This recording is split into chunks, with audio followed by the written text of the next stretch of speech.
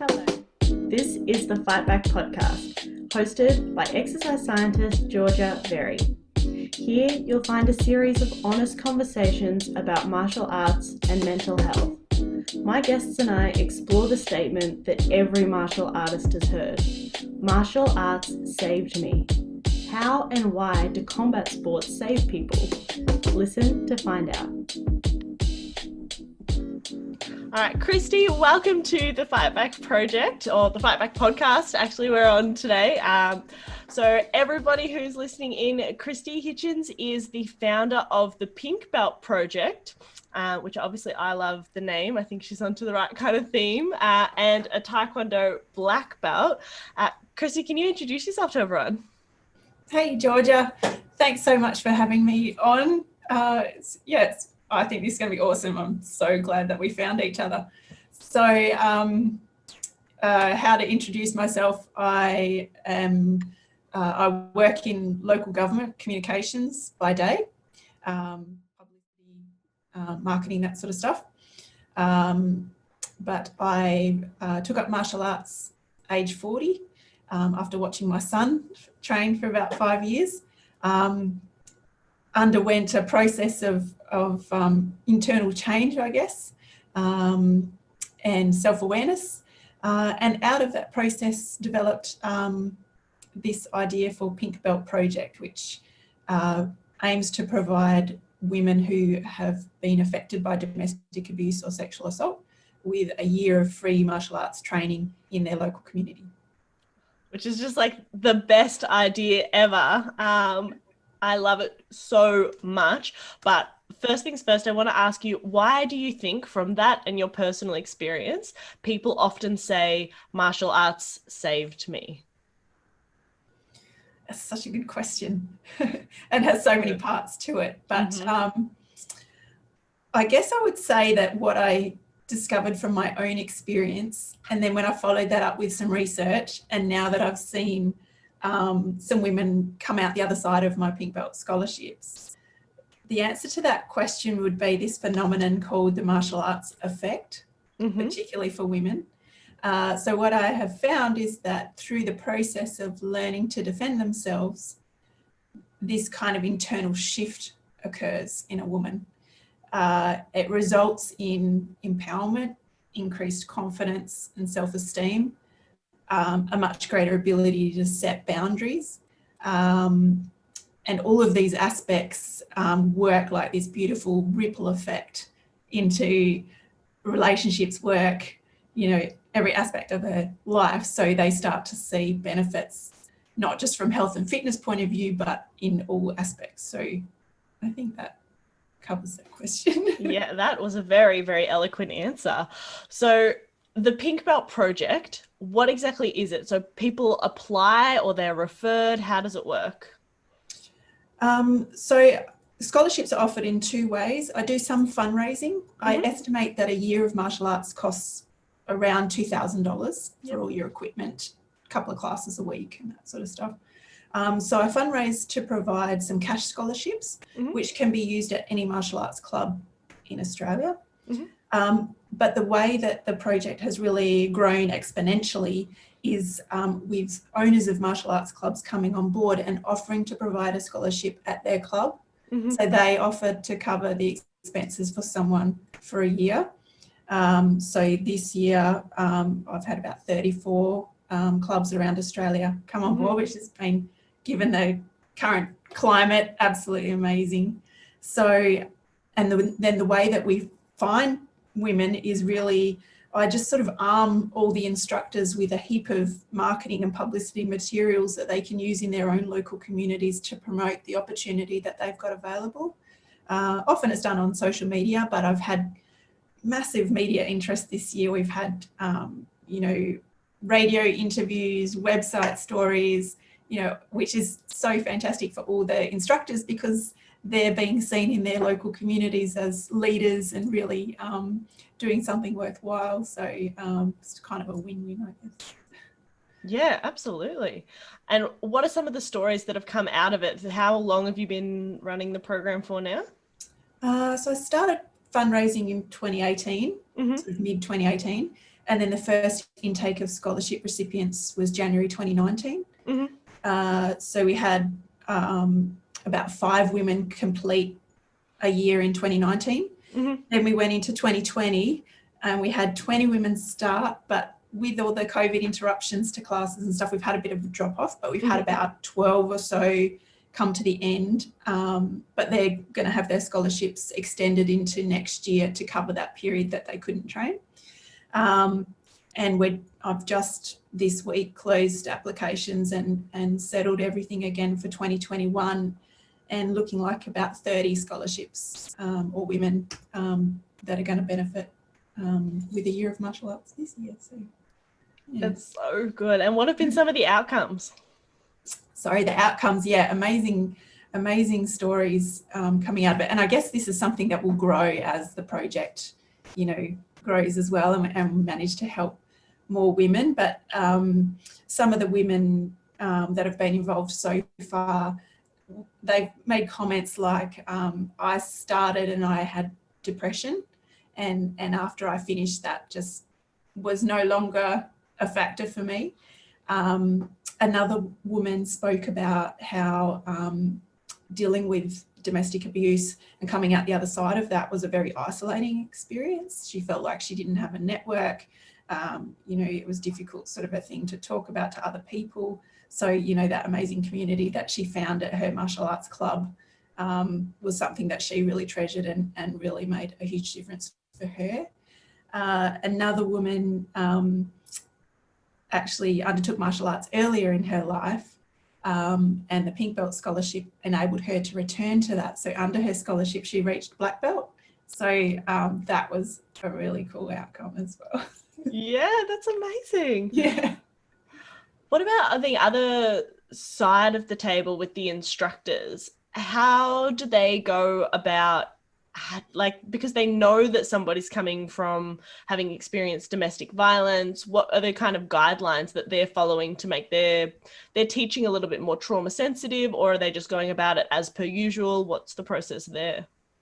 That's definitely an area where I'm hoping, by tapping into experts such as yourself, that I can really develop and support the instructors better to be operating more effectively in that space. I think, one of the reasons that the project has grown and become so successful is because generally there's a lot of good people doing martial arts, and martial arts instructors tend to be great people who understand or want to serve their community and sort of feel that they have a higher purpose, I guess, in helping people in their community. So some instructors are females and are probably more aware of how to operate in this space. I also have a lot of male instructors who probably feel like they want to be more knowledgeable in this area as well. So definitely it's something I'm hoping to be able to provide them with more resources. I think they're all, on the whole, I think they're doing a great job. But you don't know what you don't know. And I guess it's just being able to improve the outcome for the scholarship recipients. And also from what I've seen to kind of, we do get that little bit of a drop off, like we'll give out a heap of scholarships at the start of the year. And then we do get a little bit of a drop off as women sort of find it too much or just can't bring themselves to continue with the process. So gearing everyone up to provide that amazing support in the beginning hopefully will prevent that drop off that we're getting. Yeah, absolutely. And I think it's difficult sometimes with something that it's like a scholarship, so you're not paying money for it, can definitely be a factor. I mean, just like in things that I've seen through however many years of training, life gets in the way, and then if there's not a financial commitment, then sometimes like things can all become a little bit too hard. Yeah. But I am just so excited to see how this space is progressing and how it's going to keep progressing in the next 2-5 years, where we will actually have a bit of a framework for how to be a more trauma sensitive martial arts instructor. Yeah, absolutely. And I think parallel with that is this growing awareness about the role that martial arts can play as a therapeutic tool and in this space, because there's still, as I've discovered, a whole lot of work to do around awareness raising about what the potential is for it as a tool. So those two things should run parallel, and we'll see a lot of growth, I think. What have you seen? So you're advertising in communities and so on, with saying, like, if there is anyone who has suffered domestic violence, they can do the Pink Belt Project. Have you got much pushback with people saying, why would you get them to get kicked if they've been a victim of abuse and assault? Yeah. I think, so attracting scholarship recipients is difficult. And part of that is that awareness around how martial arts can help, and the lack of understanding around that. And certainly I've encountered from different community groups or different sectors, lots of those misconceptions that still exist around martial arts. And it's been quite a perplexing and eye-opening experience, but it just makes me realise that's why this hasn't happened yet.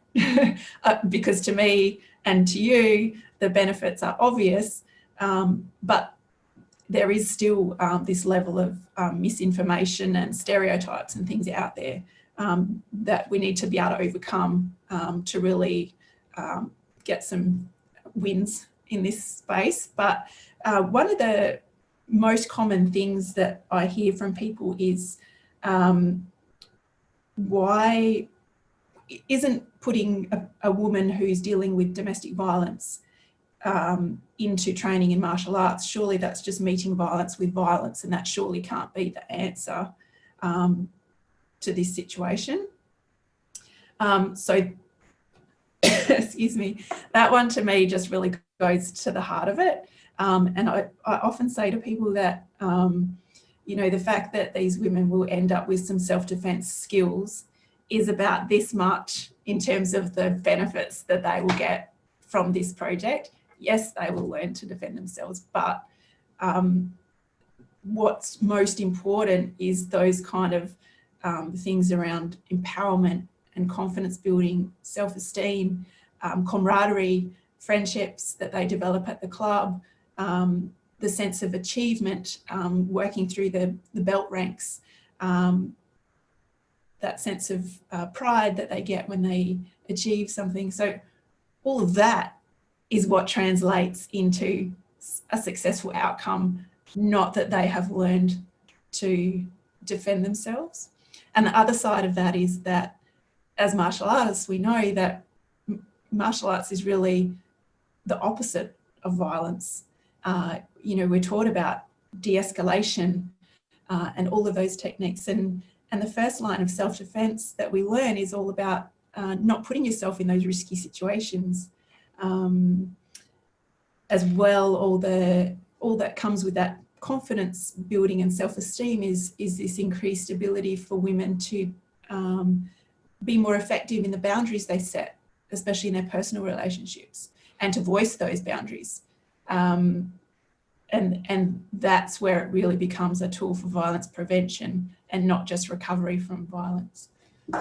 Yeah, I love that you said violence prevention, because I think that really is the phrase that we need to be using in this space, is that they are all violence prevention programs. They're not self-defense programs, because the issue was never that a woman didn't know how to defend herself and that was the reason she was put in this situation. There are just so many external factors, financial pressures, relationship pressures, emotional constraints, childhood traumas. There are so many reasons why someone would be stuck, literally stuck in a domestic violence situation. And the fact that they couldn't, they didn't have the technical skills to fight the person off, I think is the last of the reasons why, that there would be an issue.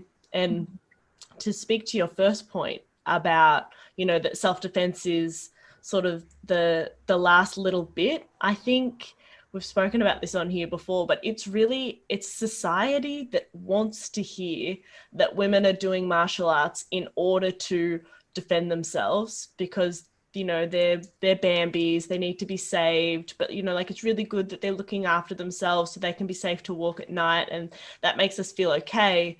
But when we think about violence being done to women, or women being involved in anything that's violent, it kind of translates to women are being involved in masculine things, and that's not their place. They don't belong there. It makes me feel uncomfortable to see a woman being hit, or in a fight, in a sanctioned fight where they're agreeing to be there, and we're so uncomfortable with that idea. And I think that is what we are projecting onto the women who say, yeah, I want to go and learn a martial art, is like, oh, but your face, oh, but isn't that violent, oh, but isn't that going to be bad for you to bring up all these things, when I think the real problem is that we see women still as a society as the weaker sex. And because of that, there's this perception that men are stronger, men have more power, and that is a lot of the reason why a lot of domestic violence happens, is because men perceive that they're absolutely 100% going to win in the fight. There's some research showing that rats, for example, will not attack another rat if they think that there's a chance that they're going to lose, only if they know they're going to absolutely win. So interesting. Yeah, when we keep saying that women shouldn't engage in violent things, we're really just perpetuating this gap between what men can do and what women can do. And I think that that's a really big contributor to domestic violence as it stands at the moment, as a huge problem here in Australia and around the world. And I think not only do men have those misconceptions about women, women have those misconceptions about women because we are so conditioned to how women should behave. And one of the really cool things that I see happen when a woman starts martial arts training is, at first it wasn't an issue for me. I had no problem hitting and kicking stuff. But a lot of women, when they first attempt training, that idea of tapping into that aggressive side of themselves, striking a target, kicking someone, is something that they really struggle. And it's that martial arts effect, is that shift that has to occur.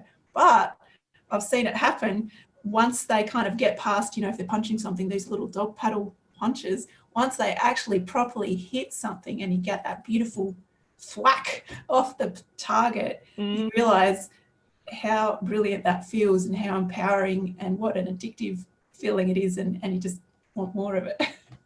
Yes, absolutely. And it's a trauma release in of itself. It's a somatic release. It is engaging all of the muscles, which are upper body, which want to engage in the fight response. There's so many therapeutic elements, I think, to physically hitting things. Good. It's definitely something that we've been missing in Melbourne during the lockdown, not being able to physically hit things. Although I do think, and my program is online, there's so much that even just comes from taking those actions, physically hitting the air, putting your body into those movements, knowing that your body is capable of making those movements. The loud key up sounds, expressing it vocally, all that stuff. Powerful. Definitely. Absolutely. And I think, you can't not take up space when you're going to ki. Like if you're yelling, you're claiming the space that you're in, and learning how to ki really loudly is something that, I saw throughout all of my time training in karate that was always harder for women. Everyone who comes is a little bit shy to ki because it just kind of goes against social norms. But women definitely are always just like a little bit shy. Not me. I was always like, how can I be more the center of attention, please? But I learned humility, so that was really good. And how's your training going now? Are you still practicing Taekwondo? What are you doing? So I've made the jump after I achieved my black belt in Taekwondo, moved over to Goju-Ryu karate. So I just received my first grading and yellow belt in karate. So I'm doing that with my son.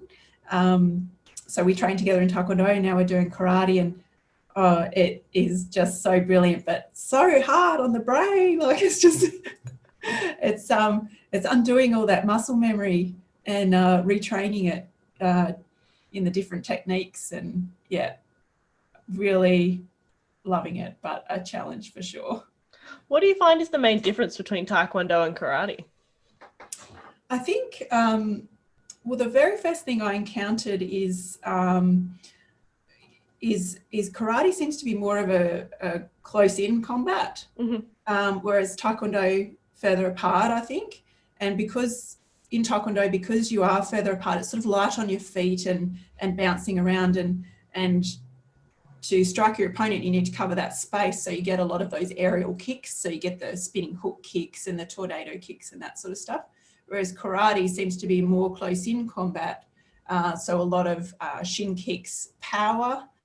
Karate seems a lot more hand involvement, whereas Taekwondo is mainly foot focused.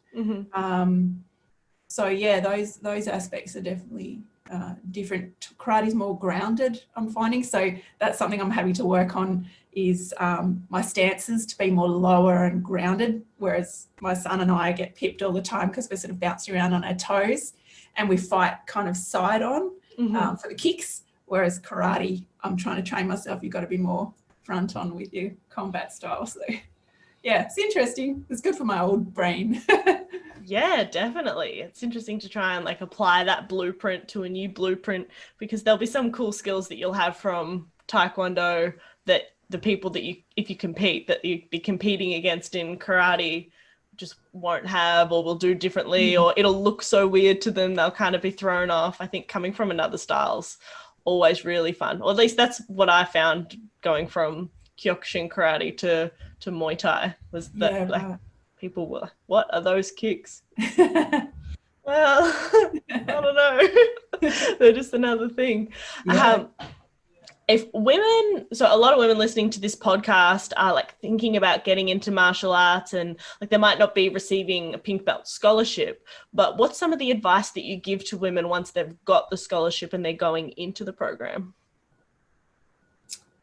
Once they've got the scholarship, a range of things, I think. I think one of the biggest things to learn when you first start something like this, especially as an adult, is to come to realise the beauty of living outside the comfort zone. And that's definitely something that I learned from my journey. I feel like once you become an adult and a parent and all of those things later in life, you don't have the opportunities anymore to be a beginner. You don't take those opportunities to be a beginner at something. When you're a child or at school, you're always starting something new, trying something new. And we don't do that much as adults.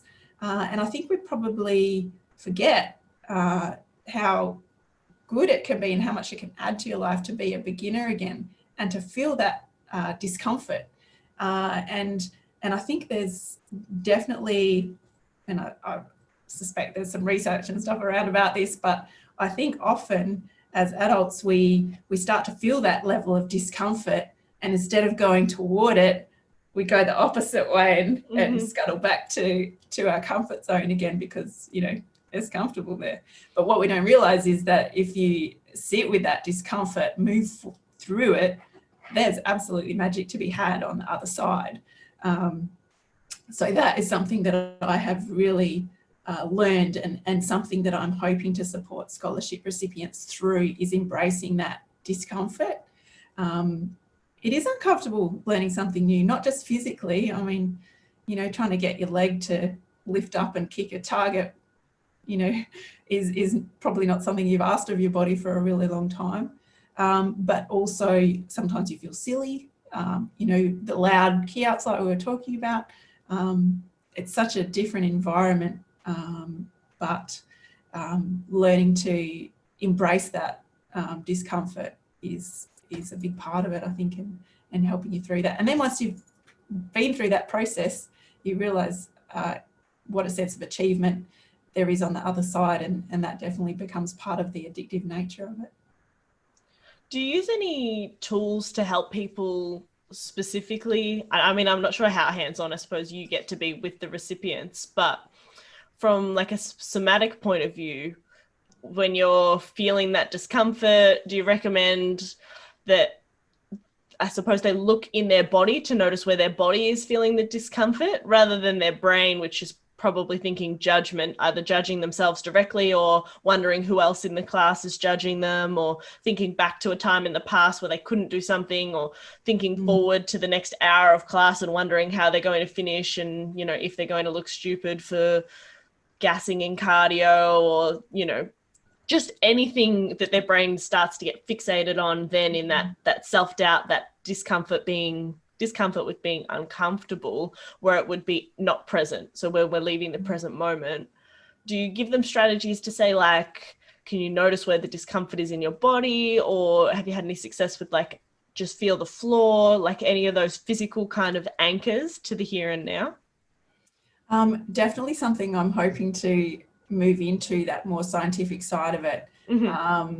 And something I haven't felt necessarily equipped to be able to provide them with myself. So hence why I've been really trying to reach out to other experts so I can pull everyone in and create this really great network for scholarship recipients of information that they can tap into. But one of the main tools that I use, possibly because my background is in journalism, is I use storytelling as a tool to support the scholarship recipients. So I've blogged about my own experience, but I've also made a point of scholarship recipients that we've had through. I capture their stories, publish them to the website, and use them as an example for others to help inspire them and motivate them and see what's possible.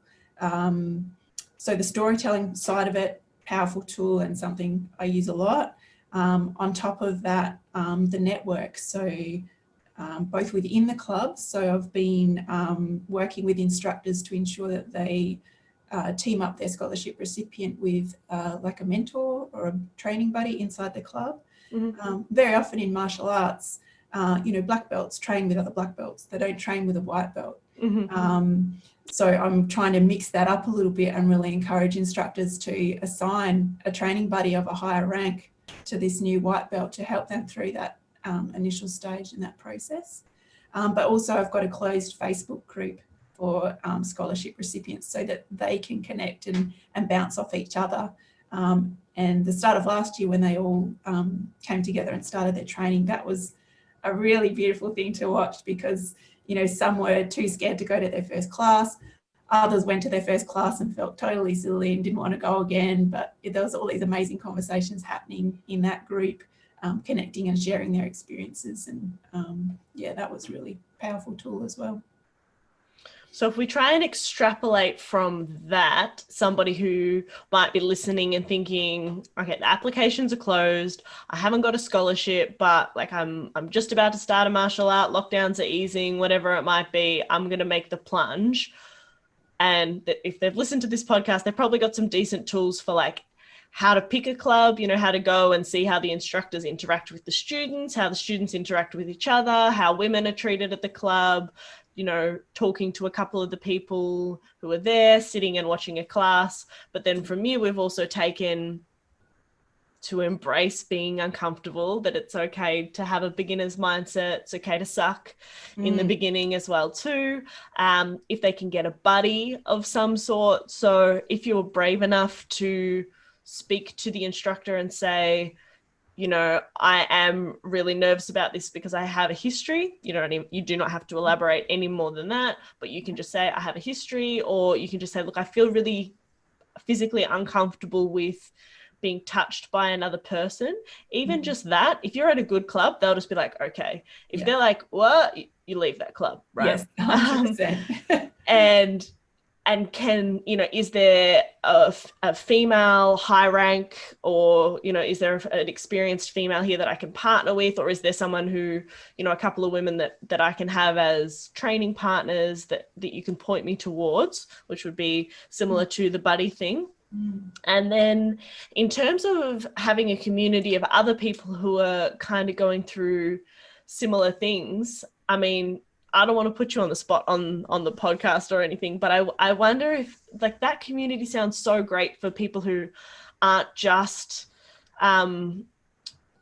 like scholarship recipients to be a part of.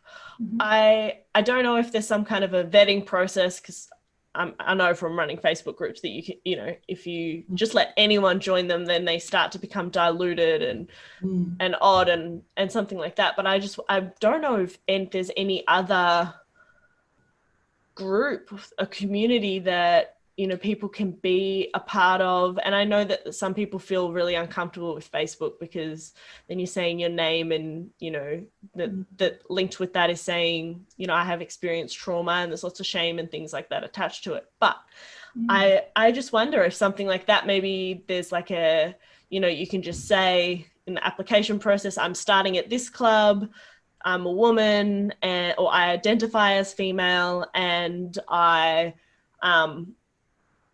have experienced trauma, or I feel really uncomfortable with touching. I would just love the support of this group, or I'm not exactly sure what the process there would be, and maybe we can talk about this more like out of the interview. Sure. But I love that idea of having a support network to come back to, because it does take a little while before the gym becomes like your family, and they definitely do.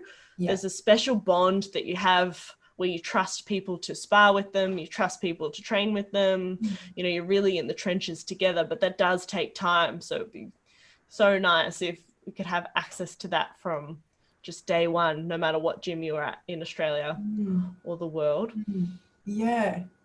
Let's talk about that some more. There's definitely some potential there, I think. Absolutely. And I mean, yeah, maybe Reddit's a place for that kind of stuff. But yeah, and so we're talking about how to pick a gym. We've spoken about what kind of internal dialogue to have. On the storytelling, if someone's thinking, okay, I want to use storytelling to help me, I'm really, really nervous, how do they go about doing that? Well, for the scholarship recipients, I've now created a handbook that they get access to, which has got recommended reading in it. So that points them in the direction of a heap of amazing women sharing stories about the power of martial arts and how it can help them. Included is your podcast. So that taps them straight into it. I have my own Facebook page, the Pink Belt Project Facebook page, and the website contains stories of previous scholarship recipients. So they can definitely have a look at that. And yeah, there's more resources on the page as well in terms of books and things. There's some amazing books out there that women have written about their journeys in martial arts, great podcasts. And all of them have this similar theme that you talk about with, you know, martial arts having saved me, or that theme around some kind of personal transformation that has occurred as a result of their training. So heaps of inspiration out there, not always easy to find it. So yeah, between your pages and my pages, I think people should be able to head in the right direction. Perfect. I love it. I think it's so useful to have a model to say that, like, it might feel like I'm the first one who's ever experienced something like this. And these are the things that I like to say, like, dissociating is so common. Not being in your body the whole of your first class, so common. Not feeling anything when you hit the bag, so common. Like, freaking out and not going to the first class, so common.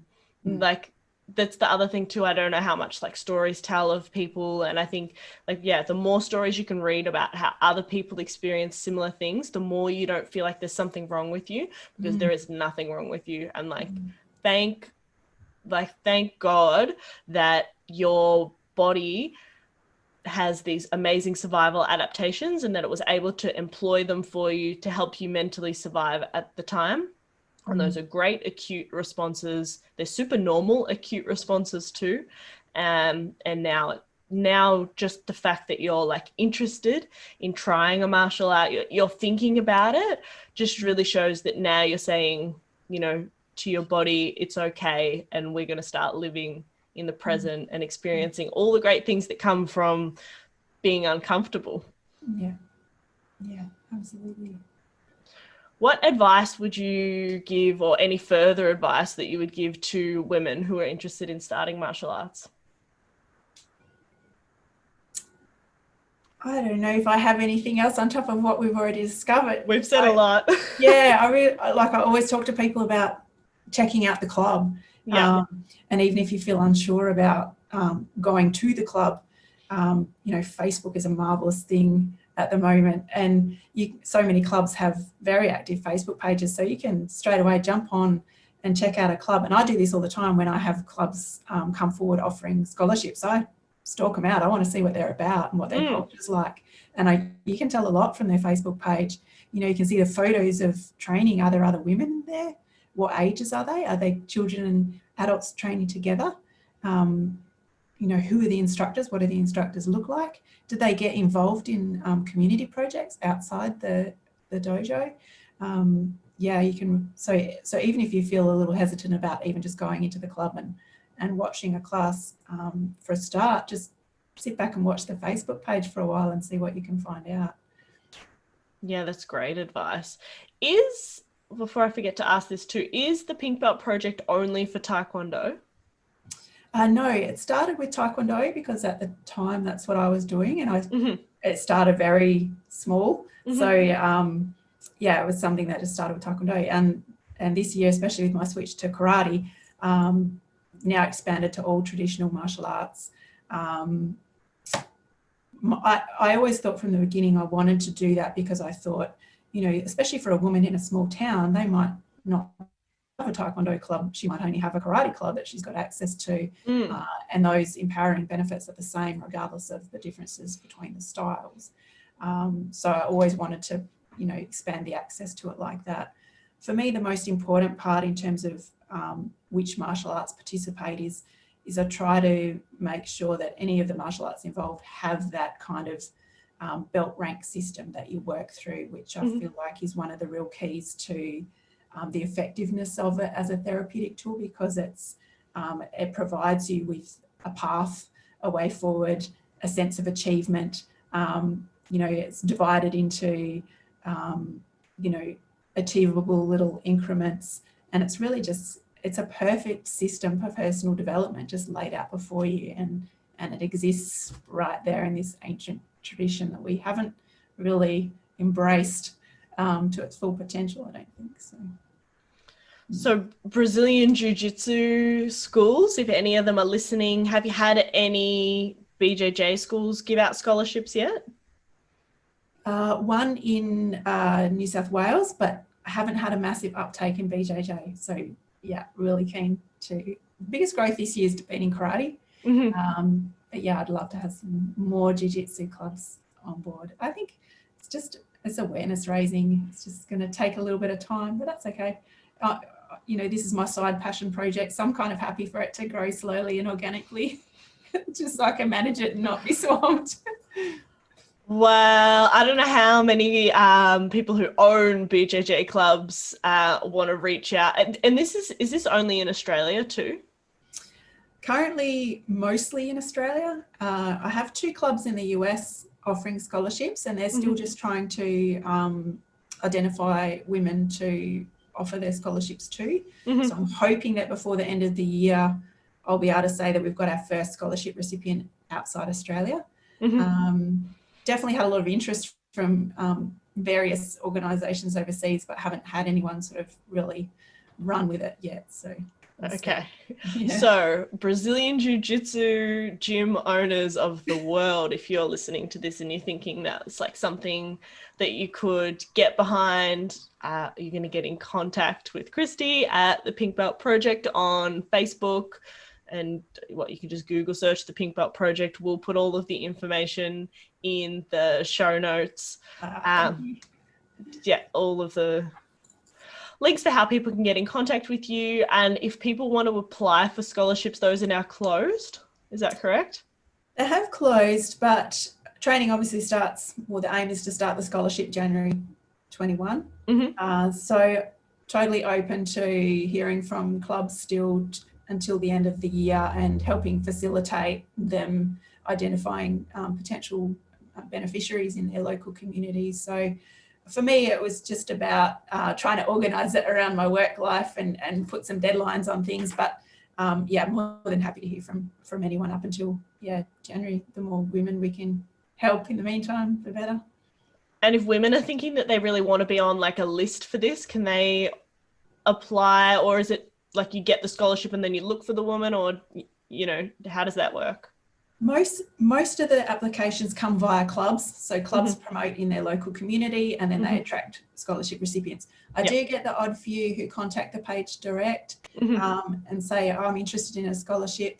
I can't see a club on the list that is near me. So there have been a couple of situations where I've found out where the woman lives and literally just approached their nearest martial arts club and said, hey, how about it? And mostly they're pretty receptive. I love that. That's fantastic. Okay. So also, if any women are listening to this and thinking that this would be something that they would really get a lot of value from, that they can't imagine themselves being able to self-fund for starting martial arts, if that is a real barrier for you, then you're also going to get in touch with Kristy. I can be pretty convincing, I've heard. So. Yes, nothing like a determined woman to get shit done. A determined, busy woman. Yeah, that's my biggest thing at the moment, is trying not to wear busy like a badge of honor, but it's pretty difficult when you've got so many things on. Let's go. Are there any final things that you want to say to all of women listening? Live your life. Try something new. Take the leap. There are people who will support you once you take that leap, but that very first step has to be something that you want to do. But once you take that leap, you won't believe the magic that's ahead. So get back to living. Let's do it. I love it. All right. Thank you so much. Thank you so much for listening to the Fight Back podcast. Please give me a like on YouTube, leave me a review wherever you listen to podcasts. Thank you to Nari for the beautiful song Shape Me, which is heard at the beginning and the end of this episode. Nari wrote this song about Shape Your Life, which is a boxing program for self-identified female survivors of violence in Canada. She wrote this song using the words and experiences shared by participants with Kathy Van Ingen, and you can find out more about Shape Your Life in my interview with Kathy in episode 8 of the Fight Back podcast. And of course, you can hear more of Nari's work by going to her Instagram at Nari the Saga. See you next time. You need to know that nobody shapes me but me.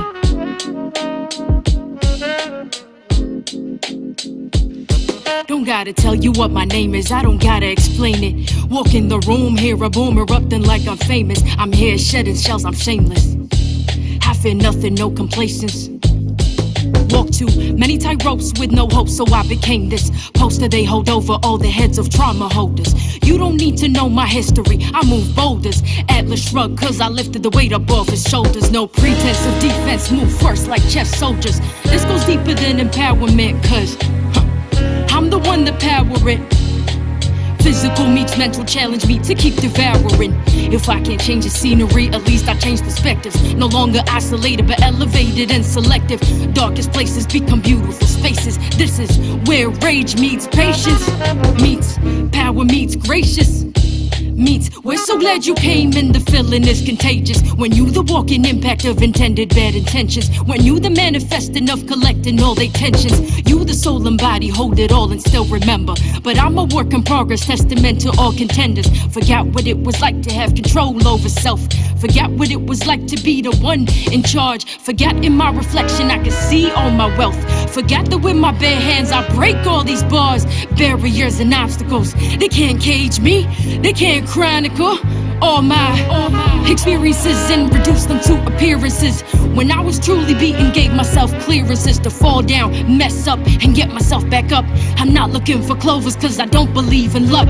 Damn, you were badass, I heard them say it clearly. Why thank you very much, I know now I'm not weary of what's next for me. Cause I expect to see growth like I was planted, watered, fed, and bloomed to be the positivity and accountability. knowing they won't step if I'm the agent of my agency. I think I found my voice again, huh? I think I found my voice again, huh? I'm not sorry, or the end where I begin. Boundaries, I know them well. Take a breath and meditate. Who is she? I know her well. Now I get to open gates. 1, 2, 1, 2. I don't need your permission. And if you get uncomfortable, then use your intuition to know that I won't stay where respect is ever missing. And everything I do, that's me making decisions. It's truly underrated, the value of self-worth. Forgot that I was rich from the moment of my birth. A penny for my thoughts, no really, you can't afford it. You cannot buy my story, rewrite it, or record it. You cannot buy my story, rewrite it, or record it, huh?